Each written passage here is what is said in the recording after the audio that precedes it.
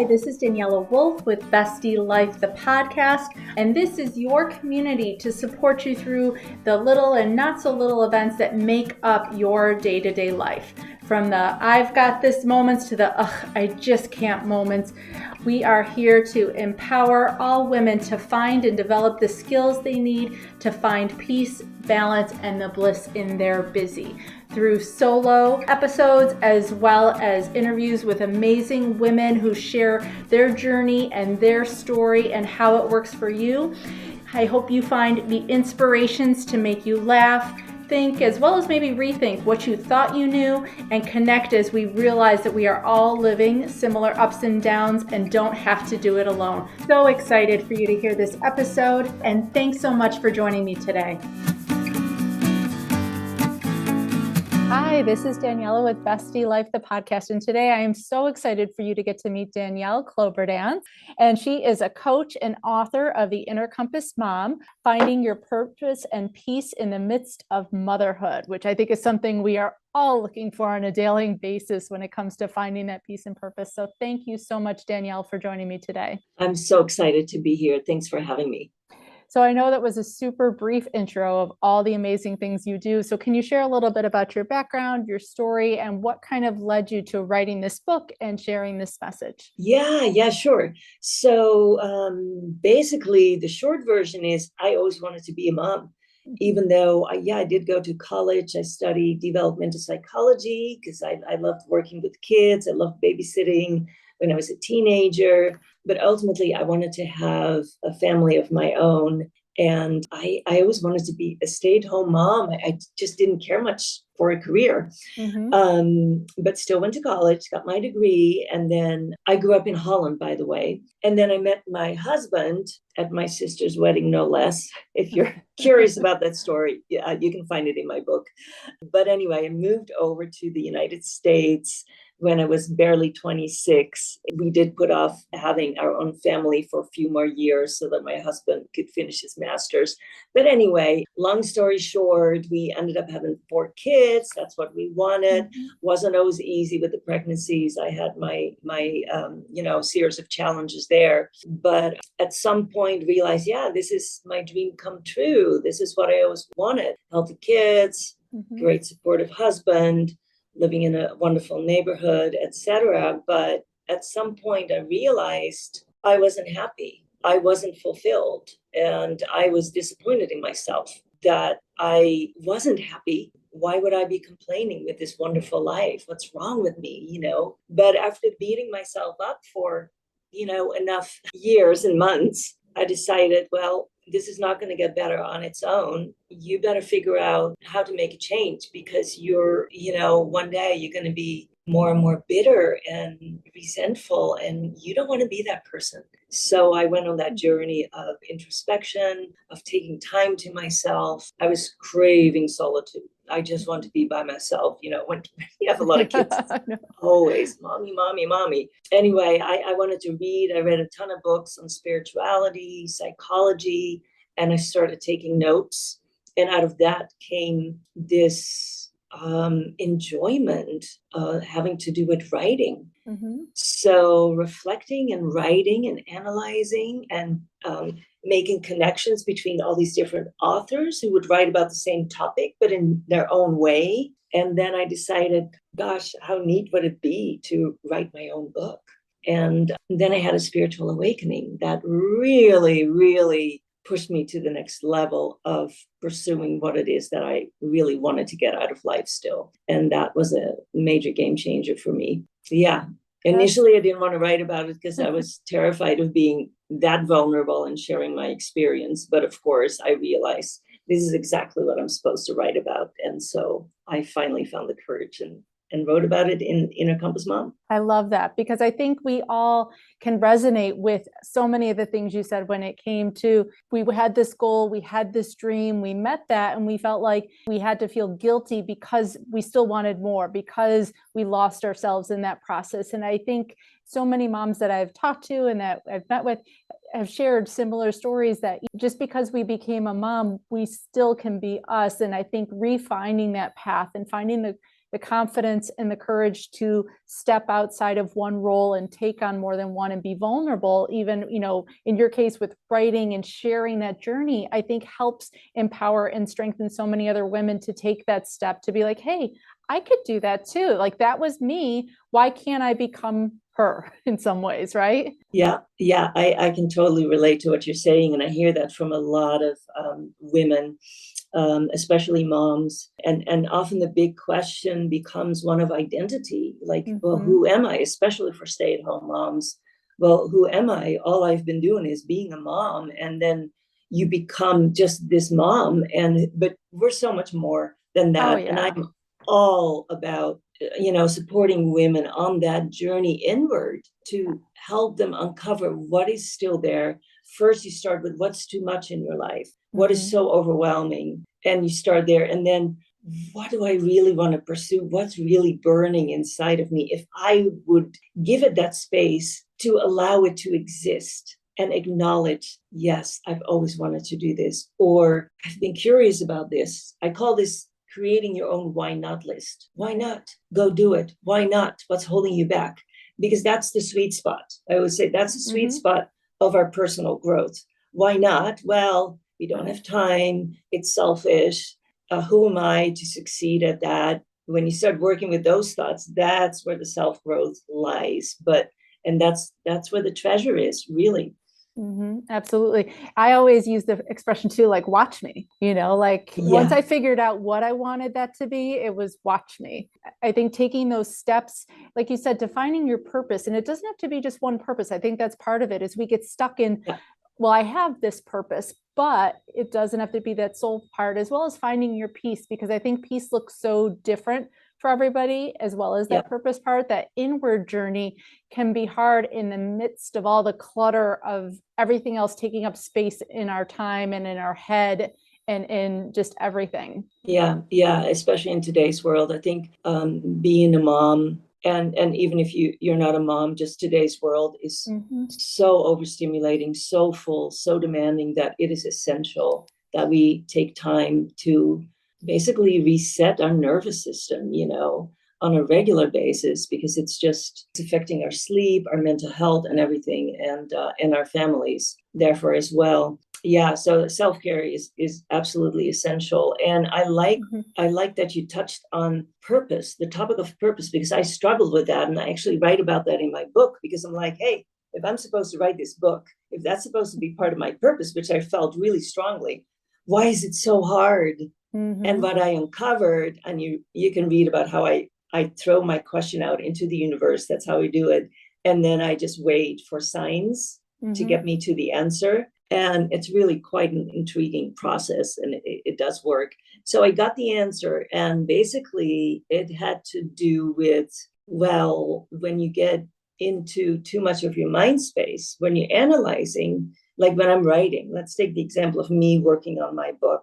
I would write a chapter and I'd get stuck and so frustrated, because I got stuck in my head, in my judgment. How's this going to fit in the book? It's not going to be long enough. Like, this doesn't connect. How will I ever finish this book? Instead of, are you having fun yet? Yeah. It's all about getting into flow. So just write whatever's in your heart. Just write, or do whatever the activity, and be in that moment of writing, instead of, the mind always takes us out of the present moment, by the way. The mind will take us either to the past or the future, and then we lose that momentum of flow. So it's all about getting that wonderful flow where you're really absorbed into the task on hand. And that's an art that we have to work on, like practice all the time. I'm still practicing. Oh yeah, me too. Even in my meditations in the morning, sometimes like I noticed my mind went somewhere else. I was like, oh crud, like I still only have 10 minutes left. I got to bring it back. But I think too, sometimes we probably maybe self-sabotage that in a way, because it can be scary to get that quiet, to be that vulnerable, and to look inward, because we might be afraid of what we find out, or kind of losing, like, well, what if I can't figure it out? So it's easier to just ignore that part maybe than to be in that spot. What do you say?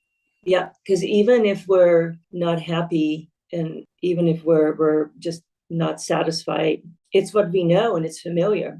And it takes a lot of courage to go on that path of, first of all, acknowledging that you're not happy, because that's a hard one to start off with.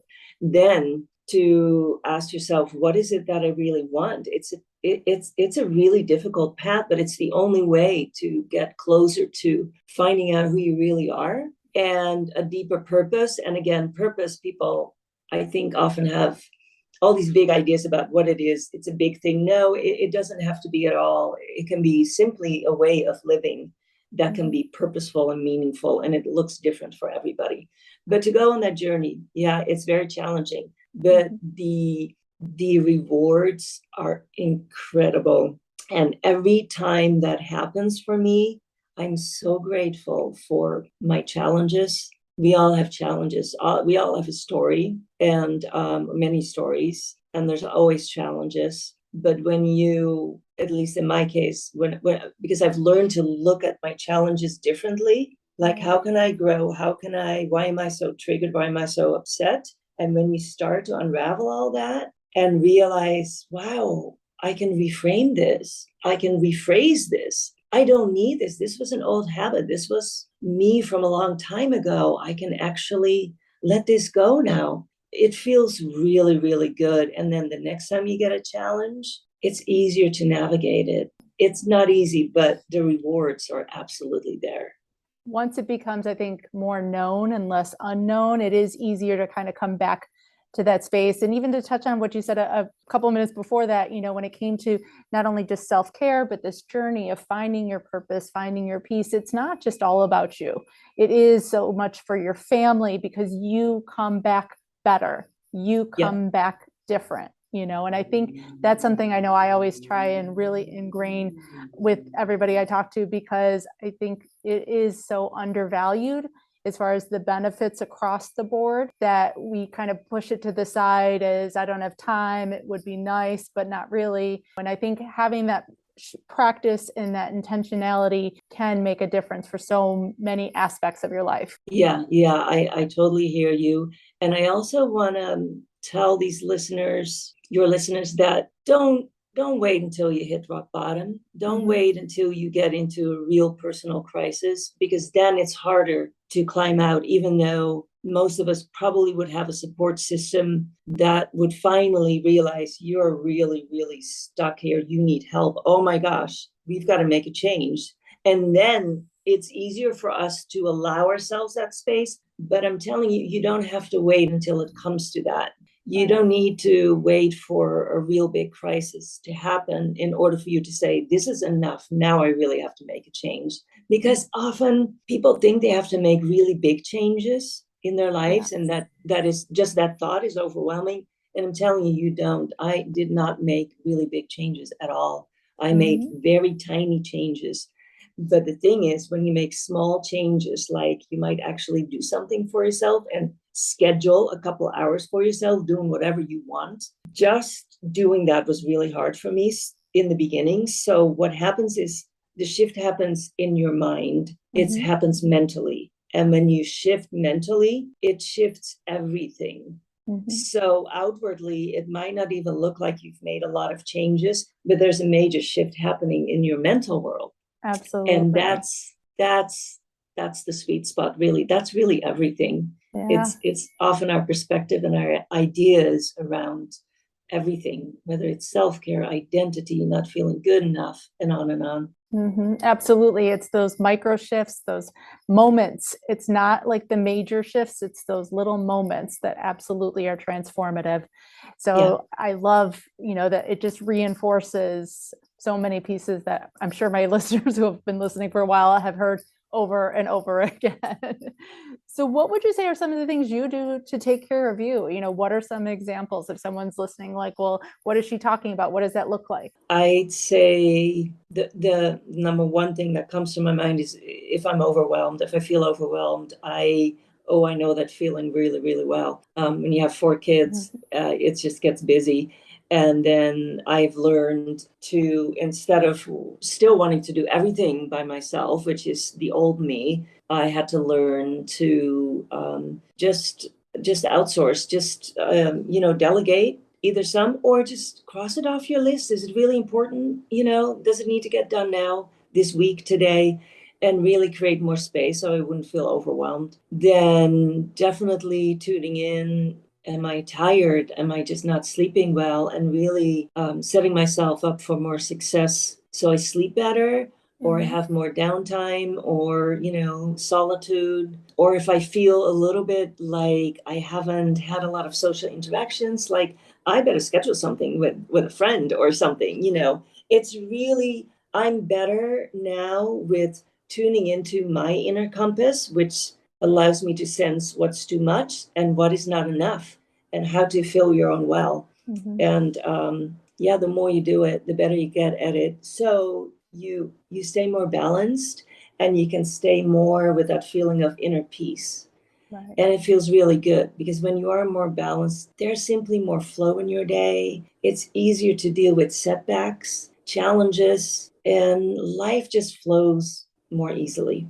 And I think we're always going to have those challenges and setbacks come up, but I think we don't realize we can really pre-plan for how we can kind of show up to be able to cope and react and respond in a way that is what we planned, rather than, those overreactions, those regrets that we have of, that's not really what I wanted to say. And so these things, they kind of, you almost like bank it.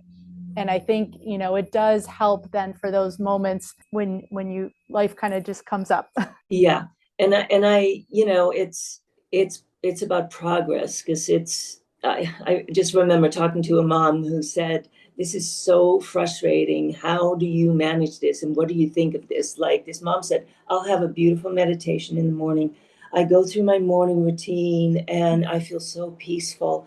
Then my kid comes home, and all of a sudden something happens. I get triggered, and I just lose it. And then I get so mad at myself. Why did I lose it? Why can't I stay in that Zen feeling? And I told her, it's because we're human beings, first of all. It's because we're so attached to being perfect, which is the greatest illusion of everything. We're so attached to, wanting to be this perfect mom who keeps her cool. Yeah. But my kids would be like, who is she if I did that all the time? Yeah, unrelatable. So I told her it's about progress. So if you keep practicing your meditation, if you keep practicing reflecting on what comes up, because that's where our growth lies. Our children, to me, are here to wake us up. Our children will push our buttons, and it's all these emotions that come up, and they have thoughts. And if you can sit with yourself and think about all the thoughts that come with those feelings when you're not in the midst of a situation, start working with that. That's how I work with my clients. Start working with that, because it's old, unresolved patterns. And unless you start to understand the stories behind those situations and the feelings, they'll stay with you. So as you start working to unravel those, in time, you won't lose your cool as much. You will get faster to that sense of inner peace, and you're better to maybe bite your tongue for a couple more seconds. It's just about progress, but we're just so focused on getting everything right and perfect on the first try, Right, which none of us do. And so just, kind of a little peek behind the curtains, because I think in this field, people think, well, you guys teach this, you must have it all together, you must go well. What are some areas that people maybe think you've got all together that, you're still kind of a hot mess with sometimes? Yeah. No, I'm now in the phase of creating workshops. And, so there's a whole learning curve there. Like, how do you create a workshop? How do you do this? And now I'm super excited about this. It is all local. So only if people live in the San Diego area. And I don't know, by the time this will be released, we'll have more workshops. But to set that all up, to reach out and to really get some feedback on what people are interested in, you would think, well, that's easy. You already know because you wrote about it, but it still takes a lot of learning. And then there's technology, and then technology. The space. How many people do you want? Where do you cap it? Where do you hold it? And then there's the financial aspect to it, because if you go somewhere, you have to pay for that. And So there's a lot of logistics that I'm, figuring out now, but I also know just start and start messy. Yeah. Because if you never start and if you want to get it perfect, it's never going to happen. And at least in the meantime, if you started, even though it was messy, you got a lot farther along because you learned a whole lot along the way than if you didn't start because you wanted to get it perfect. And now it's 2 years later and you still didn't do it. So I encourage everybody, if you've been wanting to start and you've been putting it off, just start. No, it's going to be messy, but it's okay. It's about a growth mindset. Got to have a growth mindset. Always just add the word yet. I'm not there yet. This isn't happening yet, but it will for sure. Yeah. So gratitude is an area that I always think also gets just so underappreciated in this space of self-care and internal growth and things like that, because we naturally lean towards what we messed up on, what didn't go well, what didn't go right. And so I always try and bring the focus back to gratitude to stay in that positive place of appreciating, because that's what fills us up, are the things that make us happy. And so what would you say are like your top 2 or 3 things that you're the most grateful for? I am grateful for continuing to pursue what I feel is really meaningful, continuing to pursue this, spiritual work, psychological work, if you will, helping women, doing my workshops, even though, there's challenges there, to keep going because I know it feels right and I know I'm going to get there where everything is like a well-oiled machine, or at least better oiled. Grateful for some reason, like I was placed in San Diego from Holland, even though Holland's a beautiful country, but the weather is not easy for me. I've struggled with that up until I moved over here, and I need the sunshine more than I had always realized. So that is one of those things, like, how did I end up living in San Diego? What a gift. And I appreciate it every single day. There's just so much. I wake up in the morning before I get out of bed. Once I realize I'm awake, I go over what happened that I'm grateful for, like the day before or last week. And then I think about what is yet to come, what I'm so excited about. And it makes a major difference. And then when I go to bed, I do the same thing, and it shifts your energy. I think it releases certain chemicals in your body, your brain, these hormones, and it if you practice it, it happens even faster. Right. And the practice of gratitude is incredible, and you got to learn to appreciate the little things and do it throughout the day. But also, if it's hard because you're just in a tough situation, don't beat yourself up. Try again tomorrow. Yeah. Because I've had that too, where I'm like, yeah, I know I'm supposed to feel grateful for this and that. Just like I was supposed to feel grateful being a mom and having my dream come true. It's not always working. So sometimes we got to start at a different angle, and then keep coming back to the gratitude practice, because it does work. But sometimes it's just easier when we're in a bit of a more positive or neutral state, if you will. Right. And I love how you touch on the gratitude isn't just what's already happened, but it's a planning for the future gratitude, putting that out there, putting that intention and energy into how you want things to be is also a huge part of that. So thank you so much for bringing that up. I love that, Danielle. Yeah, so, it's also part of manifestation practice, if you will. If you absolutely. really feel in your heart what it is you want to pursue. I have a chapter about that in my book too, a couple chapters, visualization and manifestation, and how to make that work best for you. I've done it several times, and it's pretty incredible. So it helps with everything. Yeah. So where can people find your book? Where can people find you to work with you? Yeah, so for sure, my book is out on Amazon. That's probably the easiest place to get it. Just look for Inner Compass Mom, Finding Peace and Purpose in the Midst of Motherhood. People can also go to my website at innercompassliving.com. That's the name of my company, innercompassliving.com. And there's a link also to ways to buy my book, and also information about coaching. Awesome. So yeah. Well, good. Yeah, and if people want to email me, by the way, if people want to send me an email just to share something, or if they have any more questions, innercompassliving@gmail.com. Okay. And all those links will absolutely be live in the show notes below. So please reach out to Danielle, ask your questions, check out her book, and see how you can start making those shifts into making your life have that peace and purpose that you're craving. So thank you so much, Danielle, for joining me today. Thank you so much for having me. It was a pleasure. So much again for joining me today. I hope you enjoyed this episode. Please let me know any questions or comments that you have. Also, if you can please leave an Apple 5-star review so that this episode can be shared with more women. There's 2 quotes that I love. Alone we may be strong, but together we are stronger, as well as when women support each other, incredible things happen. So let's be stronger and incredible together, as well as maybe just have some fun along the way. Thanks so much and talk to you soon. Bye.